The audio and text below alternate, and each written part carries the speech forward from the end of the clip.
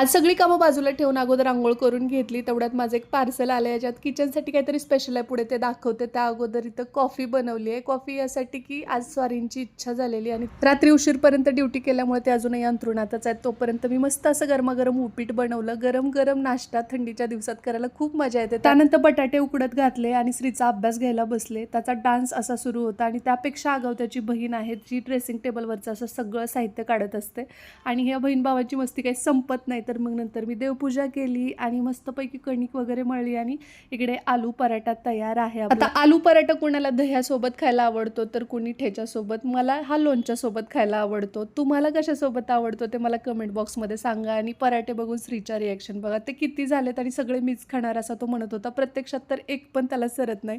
शांभवीची मस्ती बाबांच्या काकेत बसून चालू होती. त्यांना आता जेवण करून ड्युटीला जायचं आहे आणि माझं इथं दूध उतू गेलेलं आहे, तर मग थोडंसंच दूध राहिलं ते मी दुसऱ्या पातेल्यात ट्रान्सफर केलं आणि इकडे काकडी वगैरे कट करून घेतली आणि मस्तपैकी आलू पराठा एन्जॉय केला. त्यानंतर शांभवीला झोपी घातलं, कारण का आत्ता तिची झोपीची वेळ ही चुकली की परत ती खूप वेळ घेते. त्यानंतर कमेंटला रिप्लाय दिल्या आणि इकडे येऊन बघते तर आई गॅलरीमध्ये उन्हाला बसली होती आणि खरं या दिवसांमध्ये हे ऊन खूपच भारी वाटतं. आता तुम्हाला दाखवते मी काय मागवलं. ते ही किचन मॅट मागवलेली आहे मी आणि अशी दिसते ही, म्हणजे एक फुल साईज आहे आणि एक हाफ आहे. खरं सांगू का, एवढ्या थंडीमध्ये खूप वेळ आपल्याला किचनमध्ये उभं राहावं लागतं आणि मग पाय ठेवायला सुद्धा नको वाटत होतं फरशीवर, त्यामुळे मागवली. आता श्रीची उत्सुकता की खरंच वॉटरप्रूफ आहे का म्हणून मग पाणी वतून बघितलं तर खाली अजिबात पाणी आलं नाही.